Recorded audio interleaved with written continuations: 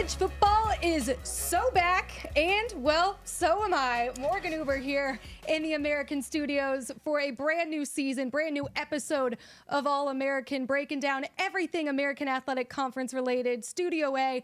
And pleased to join my co-host for this season, the Emmy Award-winning host, reporter, producer, play-by-play, you name it. He does it all. Kyle Youmans will be breaking it all down with us. Kyle, great to have you. Oh, it's so good to be here. I've always been a fan of the American Athletic Conference. I'm a college football junkie, college basketball fan.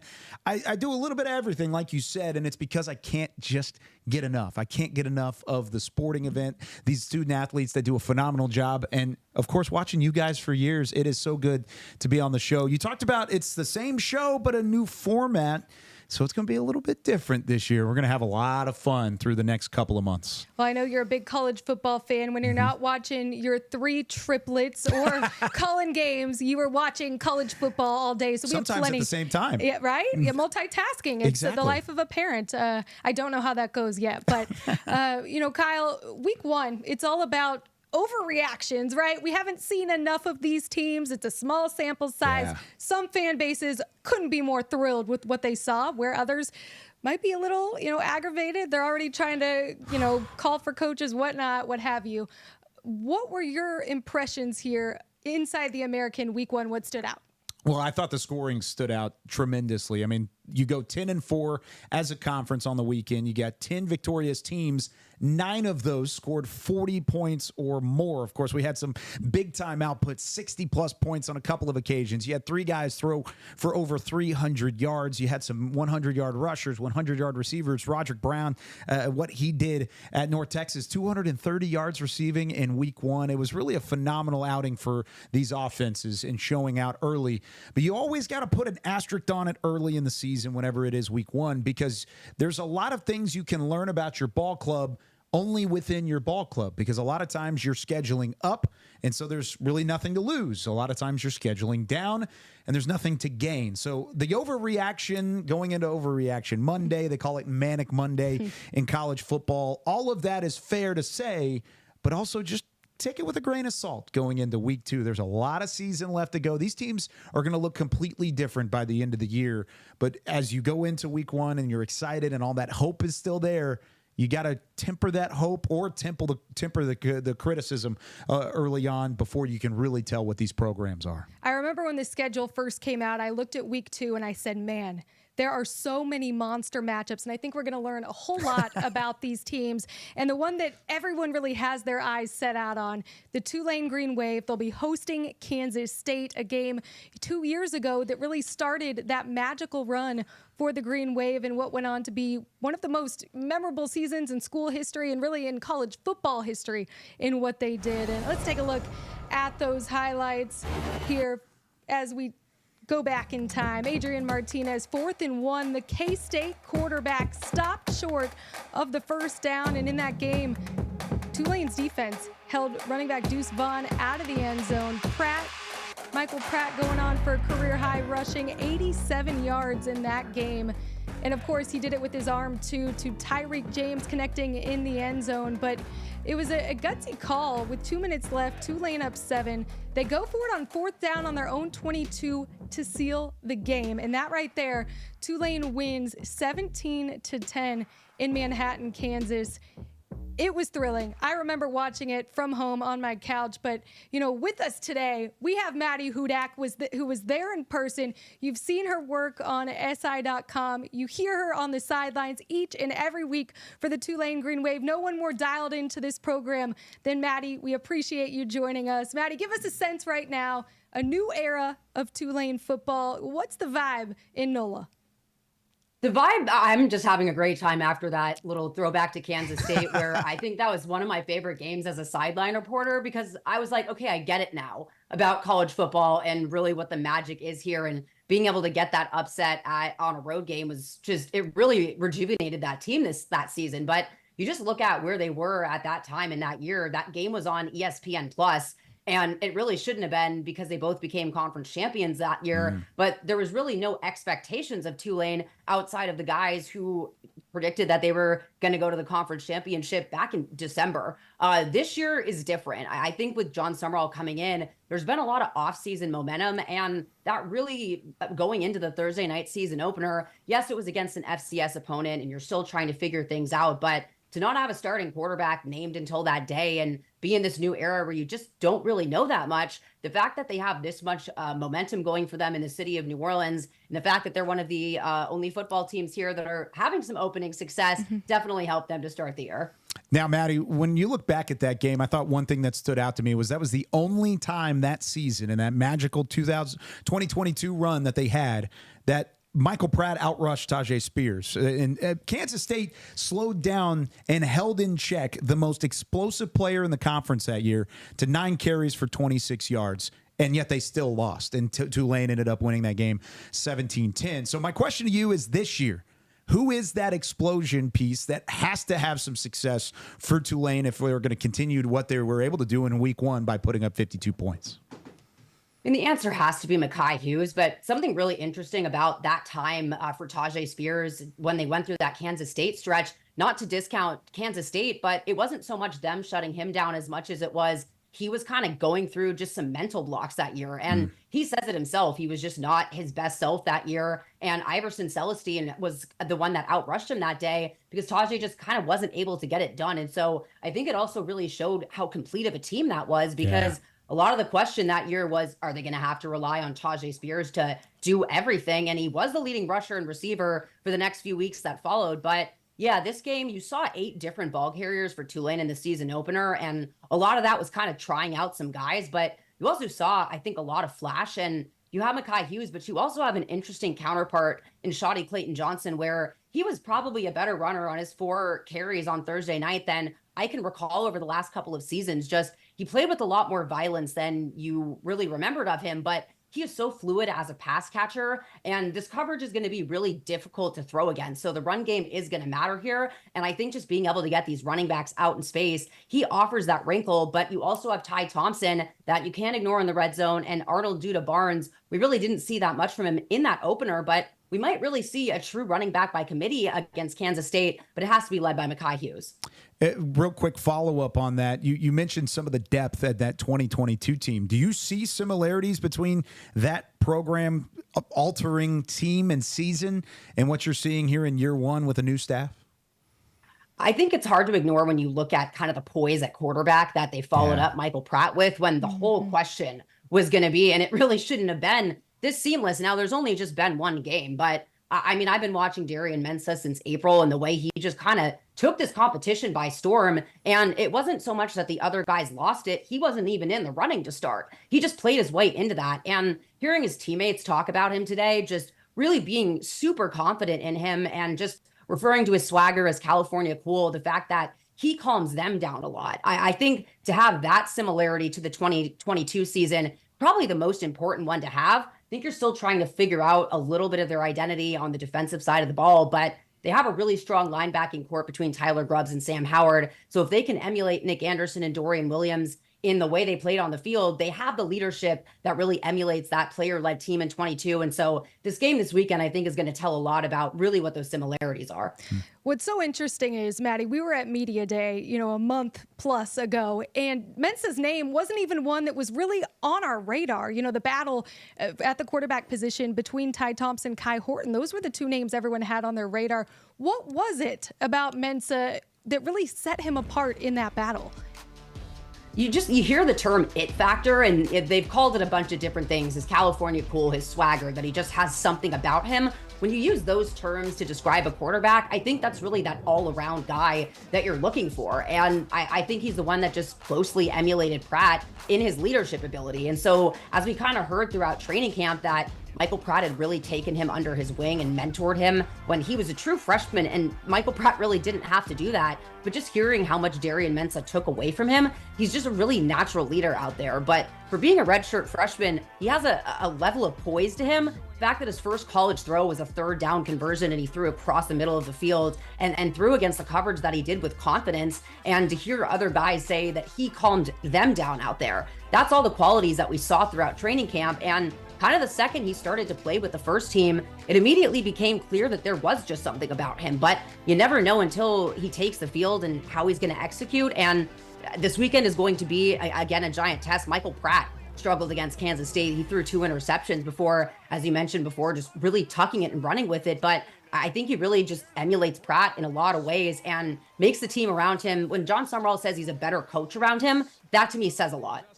Coach Summerall, one of the things he said in his post-game presser was he called it an average performance. I mean, the team wins 52-0, and he's calling it average. So what are the things that you've heard from Coach being around the team this week that they're emphasizing, harping on those fine details in order to host a Kansas State team that has a lot of expectations here this season? Yeah, well, when he came on the post-game show, we were kind of taken aback at the press box, expecting probably a little more positive of a review, but I think it just goes to show how important this season is to these guys and how figuring things out really quickly is going to be really important. I mean, he used the term abysmal when he referred to the kickoff coverage. It was definitely not sound. And, you know, to have Greg McMahon on the staff, to have John Summerall be a former special teams coordinator, it's definitely not the outing that you want to see outright. The tackling, I think, really needs to shore up, especially when you compare it to Tulane beating Kansas State. That was a single game best display of tackling I've probably still seen as a sideline reporter. It was so clean. All of the hits were down immediately. It was good wrap-up technique. The cornerbacks were really good with their downfield tackling in that game. So I know you have to get those kinks out early on, but you really need to see them hit a little harder going into this weekend. And then pass rush, I'd say, was a little bit of a concern for Tulane in that opening game. There was just so much rotating, though, at so many positions and trying to get some of those guys playing time that a lot of the concerns on defense and special teams, it's hard for me to kind of say what the starters are going to look like for these guys. But every unit kind of had their strengths and weaknesses. But I thought the offensive side of the ball, the run game, to have, again, 8 different ball carriers, 241 yards, 204 yards in the air, it's really hard to find anything to nitpick on that side.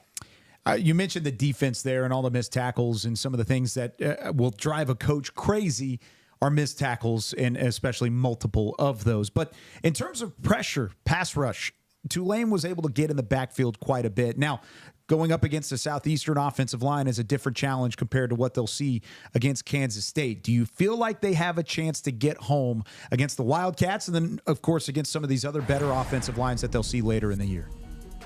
I absolutely do. I just think about Patrick Jenkins and Eric Hicks still being the anchor of this team. The fact that Adonis Freelou has put on something like 20 pounds and he is the backup nose tackle. Aiden Huntington, he has been incredible to watch all of fall camp, but I've watched his tape against Ole Miss and Troy last year, so you know it's there. They just really didn't get off that much against Southeastern Louisiana, which you could say is a little concerning going into this matchup, but you've seen Tulane compete against these Power 4, Power 5 schools these last few seasons by their play in the trenches, and I think that's going to continue to be their strength. I think we'll probably see, I don't think either Kansas State or Tulane showed any of their cards in terms of what they're really going to run on defense and offense in these opening games, knowing what they have this week. So I think we'll see a lot more creative blitzes, the way that they use Shaquem Laster at that bandit role, which is probably the point of concern on that pass rush. He doesn't have as many run responsibilities, but he had a pressure, and every play that he was in, the quarterback was affected. So if it has to kind of be creative to generate that pressure, I think once they start to see it, they got 2 sacks in the first game, and I saw they have a tally going in the meeting room of the 2024 sacks. So it is a number that these guys really want to shoot for, and it's the best way to make a statement and shut down an entire offense. So, Maddy, in the film study that you've done looking at K-State and Tulane, what is this game going to come down to on Saturday? I think it's going to come down to just executing and those small little errors being the difference maker. If I'm correct, I don't believe Kansas State was penalized in their season opener. You can't say the same about Tulane, who had a lot of bad penalties. One called back a third down. There were 2 false starts on Darian Mensah's opening series. As a redshirt freshman quarterback, it's not really what you want. You had a penalty on special teams that ended up extending a drive on defense. And You saw them fight through that adversity in this first game, but Kansas State, the way they operate, I wouldn't say that there's any elite thing that sticks out about them, but they run everything very well. Everything is good about them. And I think for Tulane, you can kind of say the same thing at this point, where there's no great area that you can really point to, but if they're able to shore up on special teams, then to me, they're very even in all three phases of the game. And so that to me comes down to turnovers, time of possession, and kind of what you saw the last time Tulane faced them. I think they're going to want to establish their run game a lot, both for the longevity of the offense and just wearing down and trying to deal with this 3 safety shell that Kansas State runs. That to me, just limiting mistakes and turnovers is going to spell whoever wins. Well, the scene we know for sure will be rocking there at Youmans Stadium. We cannot wait to see how that one shakes out Saturday, noon Eastern on ESPN. Maddy, thank you so much for taking the time to join us and looking forward to hearing your coverage on the radio call. Yeah, I can't wait. It's the 10th anniversary of Youmans Stadium, so it will be rocking this Saturday. Wow, 10 years already. And I mean, it hasn't been that long since we've seen a graphic this good. How about that? South Florida from one side to the other, tamed. The green side of Tulane and the green wave to the green bulls. That's a fierce looking bull right there. That's intimidating. Yeah. How about that? Some of the best graphics. We'll go through some of these as we go along, but let's talk about the South Florida Bulls team and what they brought to the table. Of course, they returned quarterback in Byron Brown, and Brown specifically throughout this season had talked about an extra emphasis on pocket presence. Mm-hmm. He wants to be better in the pocket. He doesn't want to have to rely on the legs. He has 4.4 speed. He could certainly rely on the legs, but he showed it out in a 48-3 win in that first matchup. And something that they were able to take advantage of in Bethune-Cookman was the air raid, and they were able to throw the ball around a little bit. What did you see from that first matchup? Well, I think it's so interesting. You look at a guy like Byron Brown, he's just 19 years old. You forget how just young he is. But one of the interesting things in talking with different analysts, Patrick Murray was on the call on Saturday for South Florida, and he told me when he talked with Brown in his week prep, he was really working on the mental game, and that's because this is a guy who's so young. There were a couple throws I think that he would want back in this one, but for the most part was extremely efficient in the RPO game. And Coach Golish did say, look, we kept it simple tonight. We wanted to get comfortable, right, in the opener. They had a dominant performance, this offense rolling on all cylinders, but at the same time, Kyle, there's a winning way to look at it, Coach Golish said, and that's to be critical of the details. This team still has a lot that they want to clean up, a lot that they want to improve upon. But hey, a great start if you're a South Florida Bulls fan, that's for sure. No doubt about it. And they were able to do it clean on offense. Like you said, wasn't perfect, but it was clean. It was crisp. It was efficient.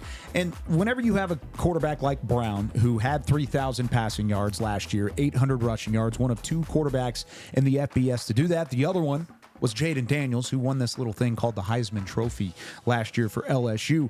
The RPO is built for a player like Byron Brown and what he brings to the table. So he puts on 20 pounds this offseason. It's lean muscle of 20 pounds, and he's able to take that and put it into what he can do in the pocket. Is Brown's capability as a passer going to be the number one key for this Bulls team to have some success in 2024? I think it's really going to be his dual threat ability and the fact if he can continue to be durable. I mean, of course, his arm is efficient, but this is a quarterback that likes to use his legs. He can read things really well. Like I said, working on that mental side of the game. But, you know, this is going to be a real big test this week. We're going to see just, you know, how good Byron Brown is, how good is this offensive line to be able to hold up against, you know, what is a really stout Alabama team. So, yeah. I love the test. I love what Brown's going to do, because there were times last year where he was under duress. He was under pressure a bit, and he had the happy feet in the pocket. He wasn't situated. He wasn't confident. He looked confident against Bethune-Cookman. It's a different thing to look confident against the Alabama Crimson Tide. Now, it is a different era in Tuscaloosa, the DeBoer era. It has every opportunity to be successful, just as did the Nick Saban era. But now you've got a chance for USF to come in there, South Florida, go in there, and potentially do what Louisiana Monroe did in the first year of Nick Saban. Catch Alabama off guard. They put up 63 points in a shutout of Western Kentucky in week 1. They looked like the real deal. South Florida as an offense has every opportunity to catch them off guard with that RPO offense, with Brown as an experienced quarterback, with a good offensive line, and an offensive line that I think is going to improve as the year goes on. If they get off to a hot start, I'm not saying it's going to happen. I'm not going to make a call, but it is certainly possible if they can get off to a hot start and use that RPO game to their success. I'm not sure how off guard, though, they're going to be cut off because this is a game last year. I mean, South Florida took Alabama at halftime. This was a tied game. So I think for the Crimson Tide, they know what this South Florida team is capable of. They know what an Alex Gulch offense can do, formerly at Tennessee, and can put up some big numbers. But, you know, I do think Alabama, because of what happened last year, they had this one circled. This isn't just one of these games where they have, you know, a check the box. But for Alabama, too, I mean, this is a team that ESPN Analytics has a nearly 80% chance of making it to the 12-team playoff. Yeah. They can't, I mean, can they afford to lose to a South Florida? Maybe. But, you know, I do think that this is an important game for both these teams, a great measuring stick for South Florida, and an opportunity, you know, as we talk about the 12-team playoff for an American team to be able to make a run and get there. The number one thing that I think will challenge South Florida is the fact that Jalen Milroe's still at quarterback for Alabama. He's one of the best in the country. He's I think maybe in my eyes a top 5 possibility to win the Heisman Trophy, just like what we were talking about with Jaden Daniels last year.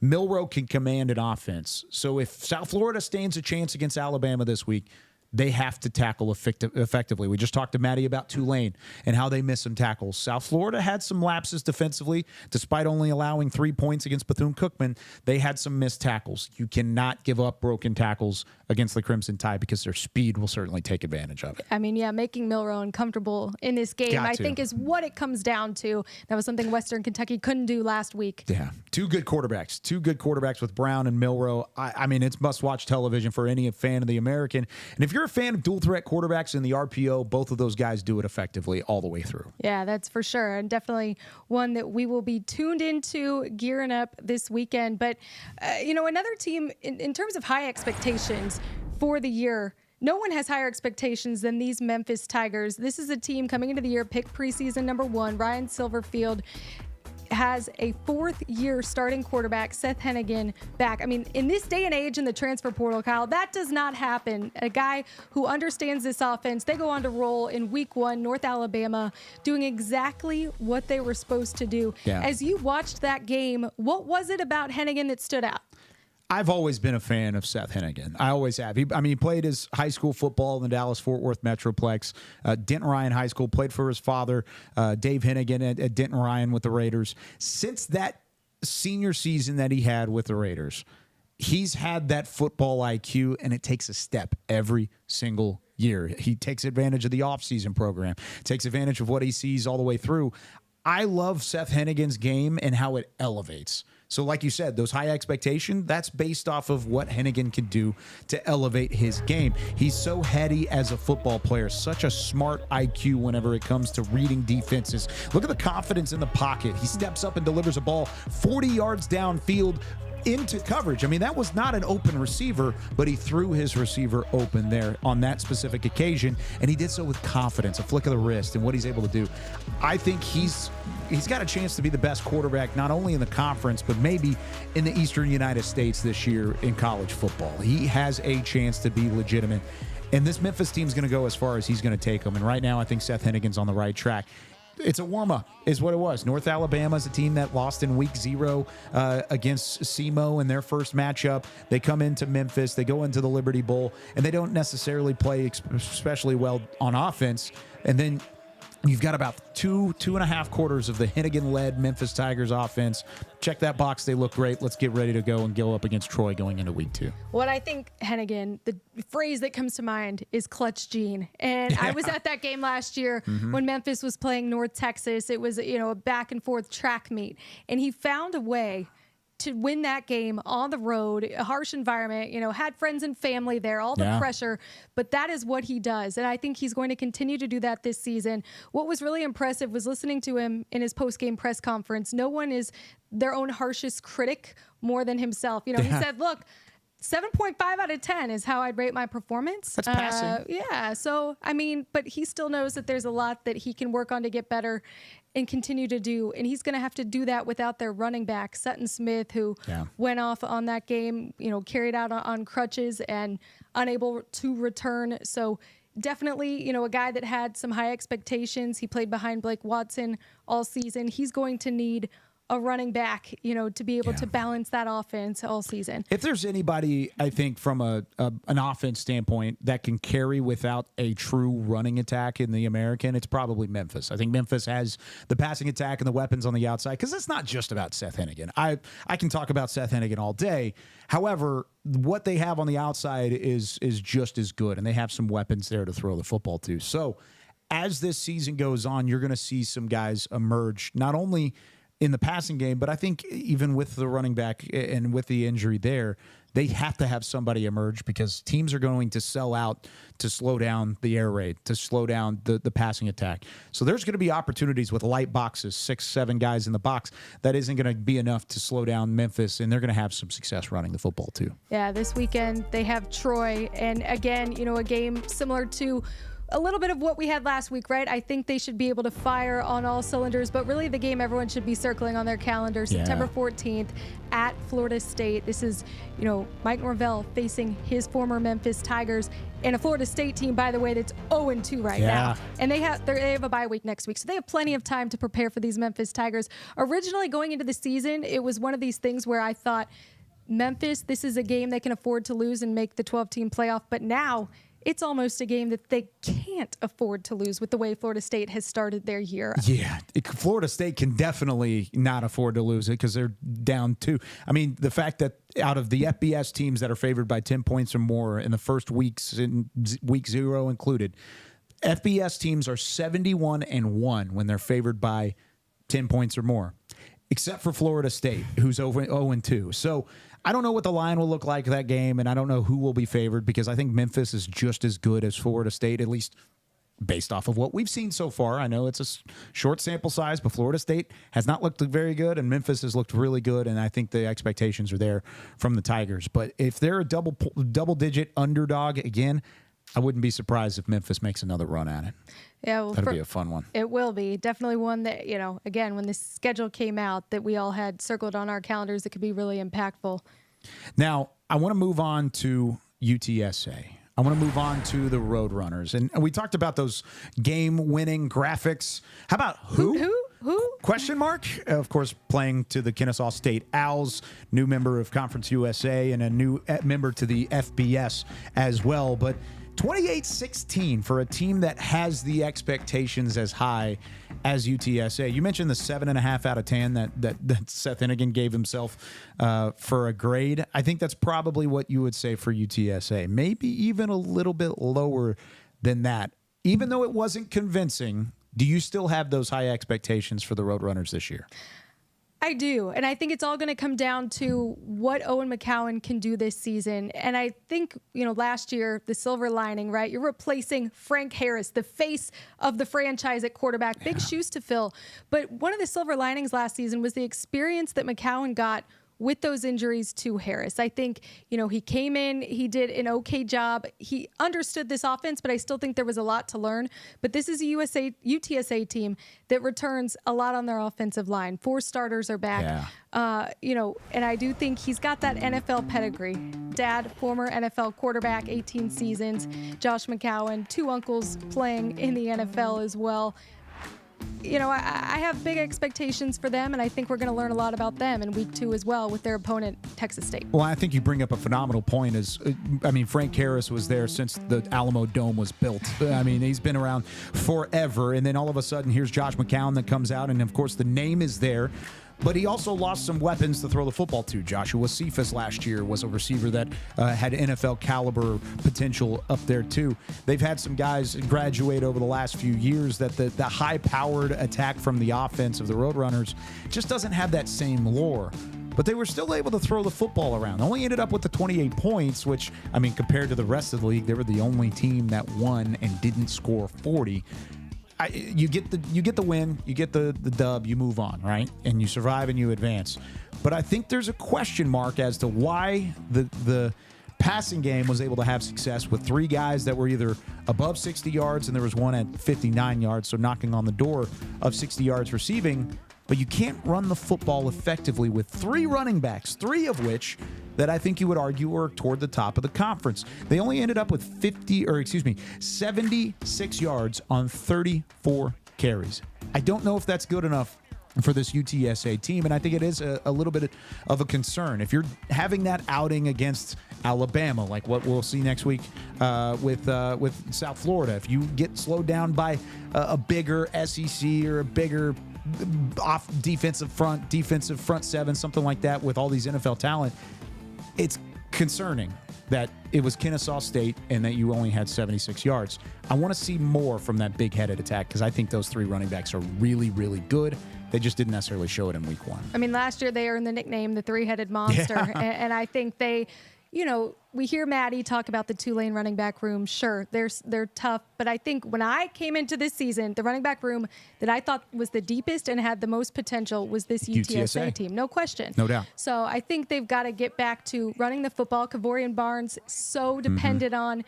He showed up in some big games last year and a tough physical runner. So if they can get back to that, have McCowan's passing attack balanced with the rushing attack, they'll be off and running. They'll be fine. Runners. The name's running. It's in the name. It's in the name. And maybe the three-headed monster was just taking a nap week one. Maybe that's all it was. They took a nap so that way the passing game could get some work, which could be very possible. It's just not one of those games that ended up in a blowout where it's 28-16. They had it in hand in the fourth quarter. They were able to work their game plan all the way through a game at home, which, by the way, the Alamo Dome was rocking this past weekend. So there's all of that. I want to see more against Texas State this week, and that's the matchup they've got. And, of course, Texas State coming out of San Marcos, they've had a couple of good years, too. They allowed just 51 yards on 29 carries last week against Lamar. So they had an FCS matchup last week as well. And, by the way, Texas State can run the football, too. They had a running back go for 156 yards on the ground by himself. So twice as much as what UTSA was able to do in week one from a ground standpoint. I want to see more from that three-handed monster, and I think they will see more going against Kansas State. What else? Or Texas State. We were talking Kansas State earlier. Against Texas State, what are some of the things that you want to see from this Roadrunner bunch? Well, I think this is a really intriguing matchup. You have two head coaches that know each other and go back. They know each other's tendencies. Yeah. G.J. Kinney literally played for Jeff Traylor in high school, played against him too. So these are two guys that have a great relationship. I think, one of the things with Texas State that I'm most intrigued by, they have a new quarterback, Jordan McLeod, his 7th season of college football. His 4th program, first season at Texas State. G.J. Kinney has said great things about him, but I still was surprised to see that they didn't handle Lamar like the way that they played last year with T.J. Finley. That was one of the reasons Finley came to Texas State, the G.J. Kinney offense. There's nothing like it. Set records, everywhere he's been as a head coach. So I do think this could end up becoming a little bit of a track meet. We'll see with these two coaches. But again, I think the running game on both sides is going to be crucial. They play that game at Texas State. And this was another one, too, when we looked at the start of the season that could potentially, a lot of people had Texas State as a potential to be that team coming out of, another conference champion, that 5th ranked highest conference champion making it. So UTSA needs this win to be in that conversation. Oh, yeah. And they're going to travel, too. San Antonio to San Marcos. The Roadrunners are going to be, there's going to be a lot of orange. There's going to be a lot of rivalry in that weekend. Really excited about that one. And you talked about McLeod. McLeod versus McCown. You got the battle of the mix going into this week. I think McCown looked so much cleaner in week one. Now, Texas State ran the ball way more effectively, but McCown, I was really impressed with his pocket presence. We talked about that earlier with Brown. I like what McCown. See, McCown. I like what McCown has shown as an inexperienced quarterback in terms of snaps. Of course, he's experienced with what he's done and been around the game for his entire life because of who his father and his uncles are. I like what I've seen so far, and I think he's going to take this offense to the next level. Well, we've talked so much running, and one team that loves to run the ball, the newest member to the American Athletic Conference, the Army Black Knights, they get things going the right way in week one, and it had been 20 years since Army had been a part of a conference, and Jeff Monken, this team is fired up to be here in the American and surely put on a great display. Let's listen to what he told his team inside that locker room after that win against Lehigh. You know what that is? That's one. So bring on the next one. That's a great job in the second half. Defense. Talked about at halftime. Bend, don't break. We probably bend a little bit more than we wanted to, but we made a play down there and kept them out of the end zone. It was a great job. Okay? Great job by the offense. Every drive, touchdown drive. Every drive. Okay? 100%. It's hard to get a better percentage than that. Okay? Let's show people that we belong in that league. And it's not about the team down in Boca Raton. It's about the team right here. Okay? We got to get better. Okay? That's a good start, but it's just a start. Adversity is coming in the form of football, school, life. When it happens, don't flinch. All right? Sustain momentum that we just established today and keep moving forward. If there's anyone that knows about adversity, it's these cadets and midshipmen. We'll give it to Navy too. Yeah. But the rigorous schedule these guys go through, week in, week out, it's not just, about football there. It's everything else. But, the whole, it's just one mentality. We're going to experience adversity.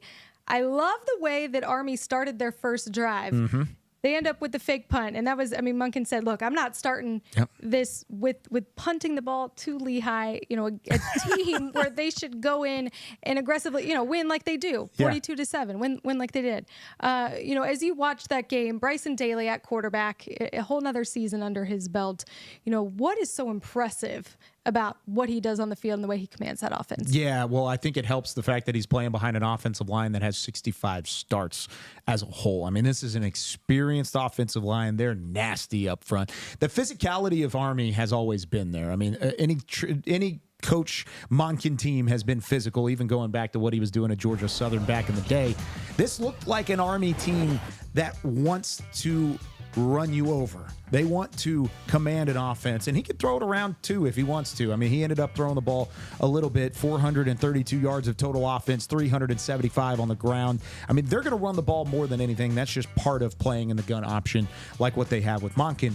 I loved the physicality and the way that Army runs downhill. They're so disciplined. They're so close-knit whenever it comes to blocking schemes and finding their way to the second level. And the fact that those 65 starts are all meshed up front, it is a fun gun option team to watch. And I'm excited to see them tested. Of course, they've got a conference game coming up this week, but I'm excited to see them tested as the game or as the season goes along. Yeah, Jeff Monken at our media day, we talked about the new offensive coordinator, Cody Worley, who had been with this team previously, but, really that offense returning to more option football. And no doubt that is what we saw on Saturday. And for Florida Atlantic, they're going to be tested right for a team that, from week 1 to week 2, on a short week, you're having to now prepare, turn around, and figure out how to defend against Army's option. Right? That's a difficult task for any football team, but very interested, the way that Florida Atlantic played Michigan State.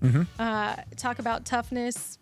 I think they put that on full display as well last Saturday. Yeah, I liked some of the things that Tom Herman's ball club did. I thought against the passing attack, they were good. The first play from scrimmage was an interception for the Owls, and they started off hot. Now, the one thing with Florida Atlantic is you got to find a way to finish a game. And winning on the road, especially in that environment in East Lansing, it's never easy, whether you're in a non-conference game or a conference game. That's hard to do.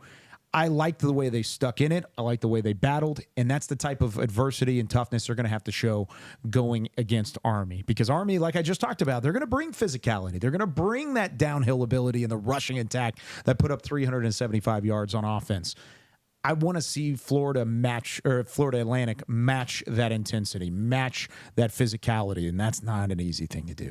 Yeah, there are no moral victories in football, and that was the message that Tom Herman had to his team. I'm glad he believes that. I'm the same way. Right? No moral victories. But I think there's things to build on, though. Right. This Florida Atlantic team, they have to figure out, though, how to win. That was one of the things last year. They had 4 one-score losses. Yes. And again, to start the season with another 1-score loss, trying to get over that hump. I'm not sure exactly what it's going to take for them to be able to do that, but it's going to be interesting, as we get conference play here underway in week 2 with a good one.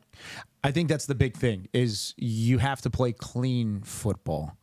And if you're not playing clean football against a team like Army, they will make you pay. Because Army, I said it already, Right. Discipline. It's the number one thing of being in the Army, being in a military ingrained into academy. those guys. It runs through their blood. So making a mistake if you're Florida Atlantic, that's the nightmare. That's what's going to keep Tom Herman up at night whenever he's thinking about this matchup, is you cannot afford a mistake. Now, the good thing is you're in Boca Raton. You're in your home venue, your home mentality. There will be a lot of Army fans there just because of the military presence that's in South Florida. However, I'm really excited to see how they can build off of that. No moral victories, but building blocks along the way after taking a team like East Michigan up or down to the wire and showing off some of that physicality in their own right.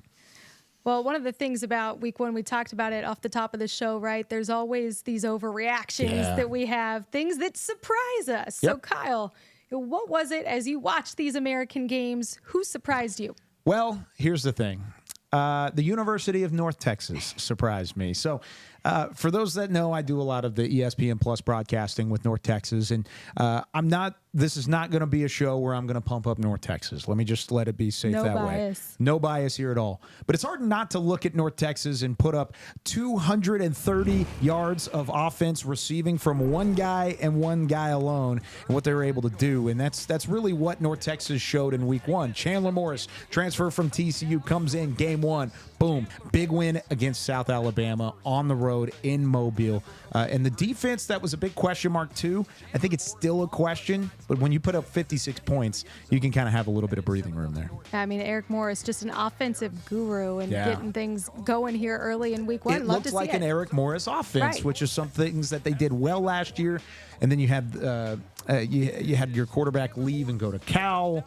You bring in an unknown guy, and he surprised everybody, I think. And that's the one thing about week one, is that once you surprise somebody in week one, you're not going to surprise anybody again. Right. Well, I mean, since we're on the topic of offenses that surprised, I think one that was really shocking to me, and it was good to see them get off here in the right direction to start the season 1-0. They needed it. Yeah. Mike Houston needed it at East Carolina. Those Pirates getting things going. East Carolina had not won a season opener since 2016, and they did that on Saturday, beating Norfolk State 42-3. And a new offensive coordinator, John David Baker, got things going, shifted to an air raid tempo offense, and quarterback Jake Garcia was named the starting quarterback 2 weeks before the start of the season. The team really rallied around him.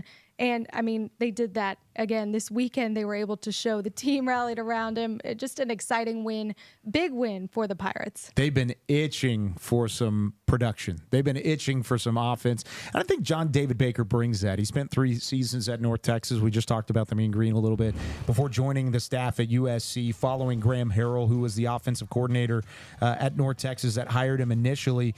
Promoted to tight ends coach after 1 season at USC and was able to go further and further. Now he's got his first real look as an offensive coordinator, and they're going to bring that air raid. They're going to bring the passing attack that he's shown throughout. I like what transfer quarterback Jake Garcia did under John David Baker, that up-tempo 506 yards, more than any other game that they had last year. This could be a Pirates team that's completely different than what we've seen over the last few seasons. Well, I think last year was a bit of an anomaly with them, just 2 wins. That's very unlike what we've seen from East Carolina. So definitely back on the right track. Good to see them start off with a win. Again, first since 2016 in a season opener. And man, again, we keep talking about all these exciting week 2 matchups coming up.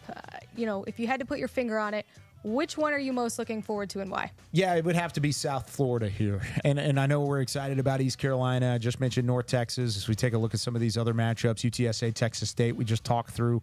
Charlotte's got a fun one in Chapel Hill against North Carolina. But I've got my eye all over South Florida and what they've got. 3 straight wins of 34 points or more, including their 7-win turnaround last year, a bowl win over Syracuse that was 45-0. This is a team that just keeps building in the right direction. They've got a fun quarterback in Byron Brown that I really like so far and like his growth through the offseason. This is a first true road test for them. They'll play Alabama this week, then they turn around and they play Miami in 2 weeks on the road down in Miami, or in Tampa, I should say.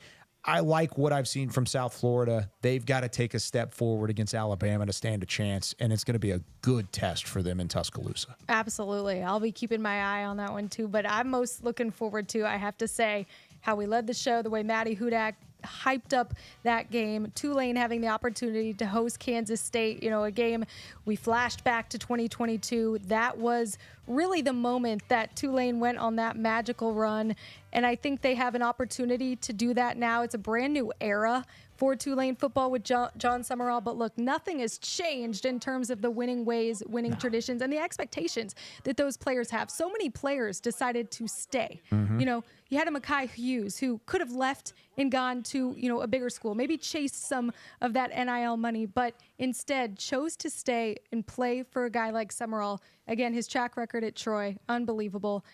All the eyes and lights are going to be on that Tulane K-State game, noon Eastern on ESPN.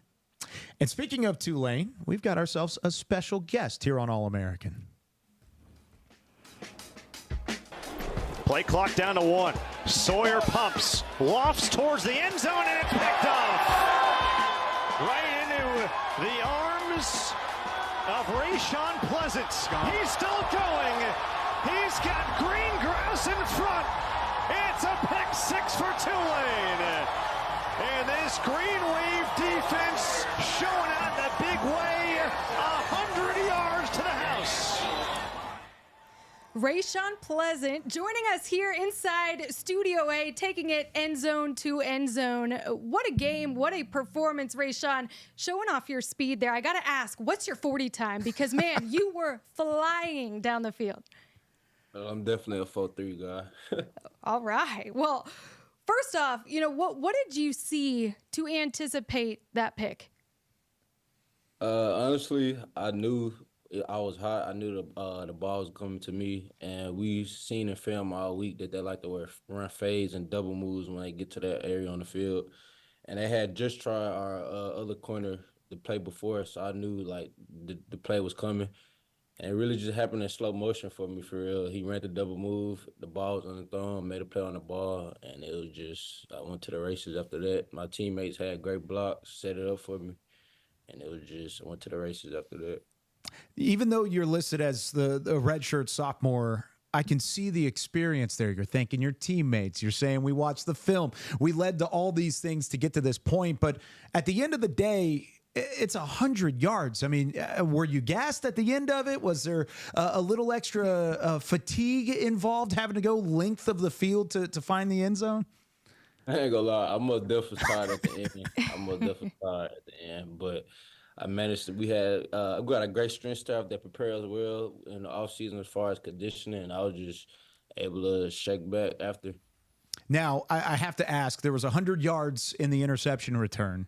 How many text messages did you get after the touchdown? Did you hit 100 yards or 100 text messages for each yard that you had along the way? I ain't gonna lie, it was way more than I normally get after the game. It was a lot. Hopefully more than the jersey number. It was more than 5, right? For sure. Okay, good. Your former teammate, Tajay Spears, shouting you out on social media. Curious what you heard from him and any other former teammates now that are in the NFL and the big leagues. Tajay and Coin, they like big brothers to me, for real. They was here my freshman year. They took me under their wing and just showed me how to be consistent and just be a pro for real early. And I just stuck to that strip since they've been gone and just working out fine for me.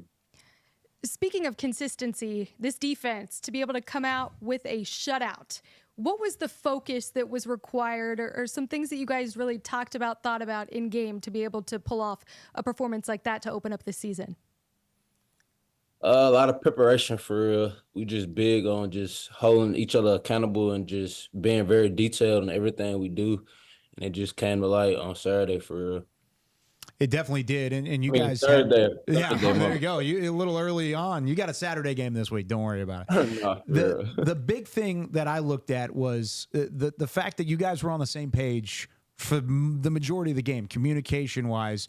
This is a new staff. I mean, a new head coach coming into Tulane, but the expectations still remain the same. What has been the offseason work, and how much preparation led to a moment like that in a game where you guys were able to execute? I ain't gonna lie, we have a great staff. We are very blessed to have them here, and they do a great job just holding us accountable with each and every day we come up to work, and they hold us to a very high standard. And it's up to us to hold each other accountable to hold that standard. But we are very blessed. We have a great staff, and they do anything they can for us, and they do anything they can to make us in the best position to go out and make plays. Your head coach, John Summerall, a former linebacker, has that defensive mindset. What have you really learned from him? How have you benefited from having a head coach here like him over these past 8-9 months? Like I said, he truly a blessing to come here. He a young coach. He really relate to players for real, and just his energy. He walk around with each and every day, and it's truly a blessing to have a great coach like him. And you've had a couple of coaches now in Tulane, but why? I mean, you're a West Monroe kid. You're Northern Louisiana. Why making the move to New Orleans? Why was that the best fit for you? And how much excitement do you have now with the new staff and still those same high expectations? Honestly, I came here to like playing games like we playing in this weekend. Just a better conference, a great conference. Had the opportunity to play against P5 teams. And previously from the first staff, I love the staff. It was a great staff, and just like the staff here, I love the staff, and it really was a no-brainer for me for real. Well, let's dive into that K-State matchup. Big game here ahead this weekend. You faced them back in 2022, coming out with a win that was really a game that was the momentum, sparked the magical run that you all had that season. As you watch them on film so far this week, what stands out about their offense and quarterback Avery Johnson? Avery Johnson, a great athlete. He very athletic. Their receivers got some speed, and they very detailed, and they coach hard for real. And with all of that being said, I mean, it's always a challenge physically for a defense like that. How are you preparing for that going into the week and knowing the challenge that you have with Wildcats ahead? Honestly, it's really all on us. Just everybody, 11 players doing their job and just having great eyes, and just nobody really don't have to do nothing outside their job for real. Just getting 11 players doing their job, and we're going to execute the plan. A big game ahead on Saturday. We're going to play a game right now here inside of Studio A. And don't worry, I'm putting Kyle on the spot too. He has no idea the answers to any of these trivia questions. So the last time there was a 100-yard pick six at Tulane, guess the year. 1971. All right. So we're going to play some trivia. Just a little bit ago, right? It was just down a couple years back. Based on some things, yeah. What was going on 53 years ago? So putting both of you guys on the spot here, how much was a gallon of gas in the year 1971? Oh, do you want to start us off on this? Because I really have no idea. I'll say 50 cents. I'll go a little bit higher. I'm going to say 71 cents since we're doing 1971. Well, neither of y'all were very on the money on that. 36 cents a gallon, which equivalent to $2.60 today. So it's about the right ratio. Interesting. Yeah. If we were Prices Right, you and I both would have lost. We both went over. It was not even close. No, for real. All right, let's see if you guys can get this next one. Football related. What blue and white team won a Super Bowl in 1971? And I think Kyle might know the answer to this one, only because of, a tie he has, but we'll see what you got.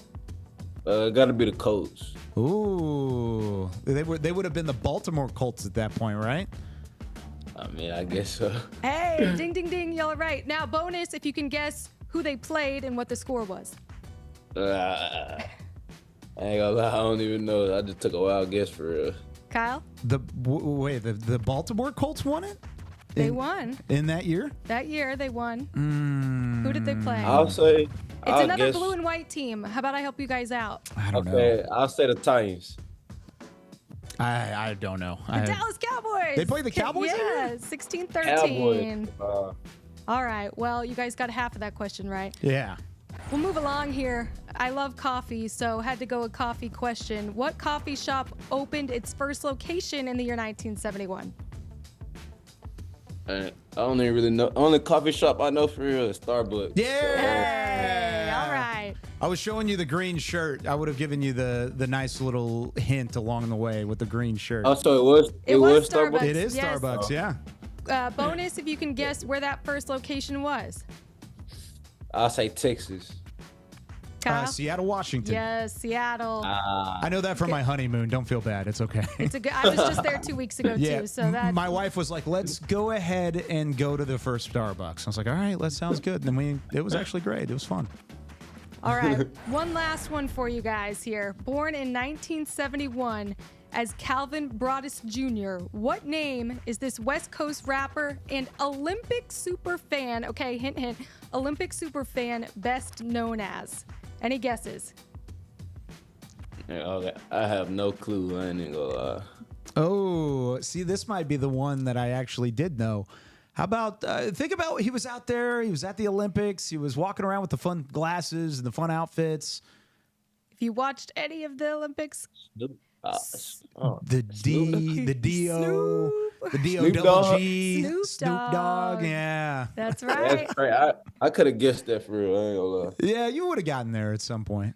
Hey, we appreciate you playing the trivia game with us and greatly appreciate you taking the time, Rayshawn, and looking forward to seeing what this Tulane Green Wave team can do here against Kansas State this weekend. All eyes will be on that one. Best of luck. Thank you. Special thanks to Rayshawn Pleasant for taking some time. Of course, that's a big matchup with Kansas State coming up in just a couple of days. Now, Morgan, it was week 1 of college football. There's a lot to talk about on the field. But I'm a uniform guy. Of course, we've got the uniform rocking. We're already wearing green Look on at us in week this 1. green. I know. Being able to coordinate. We did not plan it. No, but. not even at all. And it's worth a talking point because we weren't the only ones debuting new threads in Studio A.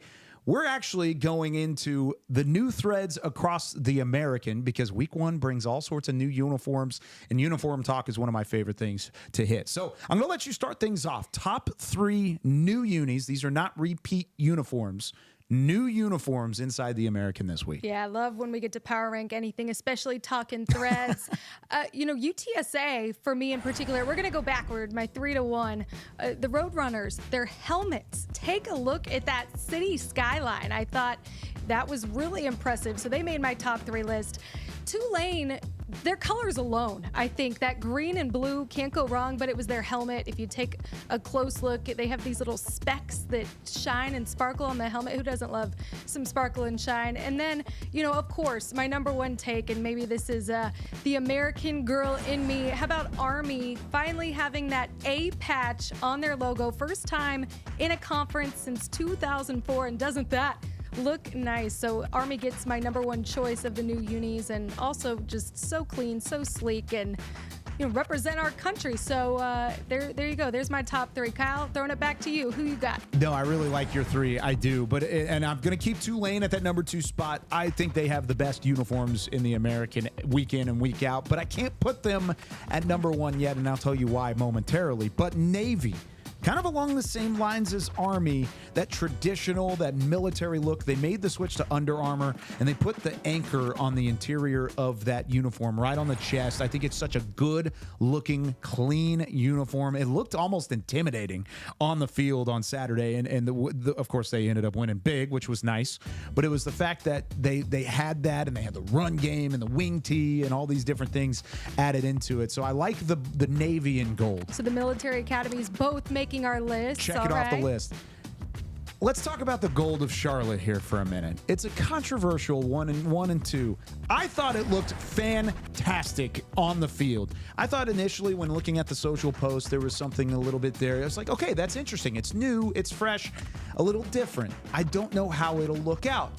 It looked phenomenal on the field. The Gold Rush uniforms, as they're calling it, of course, they are the 49ers. They're not on the West Coast. They're on the East Coast. It doesn't matter. I love the gold. I love the helmets because it's not like a chrome helmet, and it's not a yellow. It was a traditional gold, and it matched the uniforms perfectly, had that white look in between. It was clean. It was a phenomenal look. Fortunately, they didn't end up winning the game, but I thought the way that they looked in the uniform, they could have won the game any day with as good as they looked along the way. Look good, feel good, play good, and yeah, I'm curious to see what they'll be wearing. I'll be there in Chapel Hill this weekend, so that's going to be a good. If they wear the gold along with the Carolina blue Right? from the Tar Heels. That's a great uniform matchup. If we're talking threads, that's one way to do it. So plenty of things to talk about. And you talked about power rankings, right? You love the power rank. Of course. Let's keep it going. Yeah, it's time for this week's top 5 plays. And let's start it off, none other than a returner in the American. How about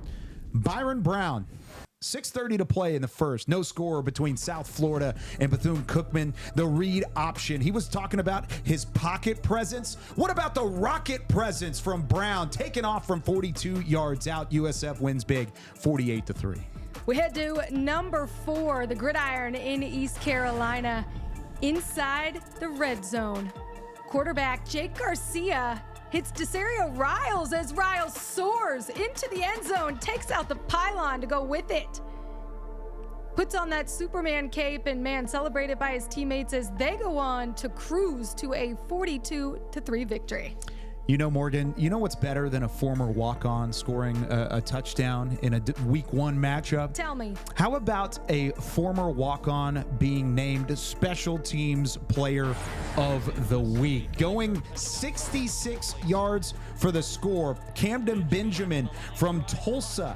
His 6th year as a receiver in Tulsa, he had 150 all-purpose yards, and he had a receiving touchdown to go along with this punt return where he squeezes through the defense to take it 66 yards to the house. Tulsa won big. They ran away with it, just like Benjamin runs away with it on special teams, our Special Teams Player of the Week.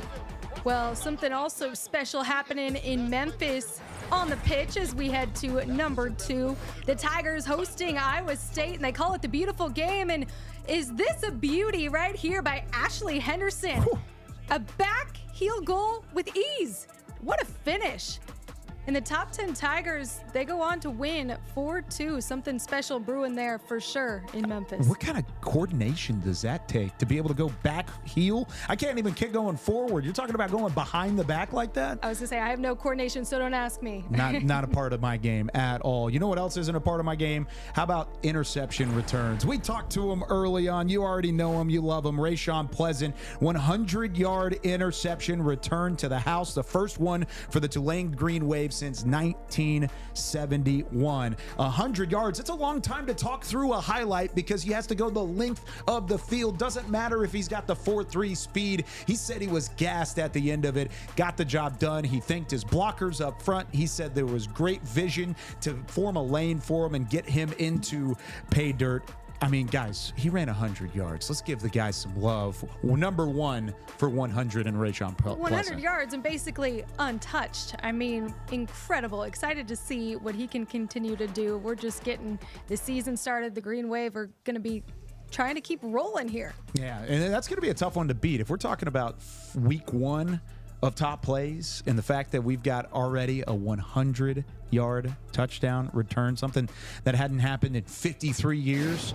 It's going to be tough to top next week on top plays, but we're going to have it for you either way. And it's something that I guess is a challenge to the rest of the conference.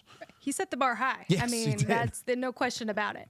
Can't wait for it. And we will have that for you in top plays next week as well. That does it for us on week 1 of All-American. Studio A has already welcomed me in with open arms, and I appreciate everybody for getting me involved. I'm a little bit of a rookie in this situation, Morgan. I appreciate you showing me the ropes as well. Rookie year. You're no rookie, Kyle. Great to have you here with us in the American Studios, Studio A here, the entire conference. Excited to have you. And we'll be doing this each and every week. So more coming for you next Wednesday. New episodes every single Wednesday along the line. Be sure to follow on all the American socials along the way as well. We'll be with you all the way throughout football season and beyond. For Matt and Zach in the back, for Morgan Uber, I'm Kyle Youmans. We'll see you next week from Studio A.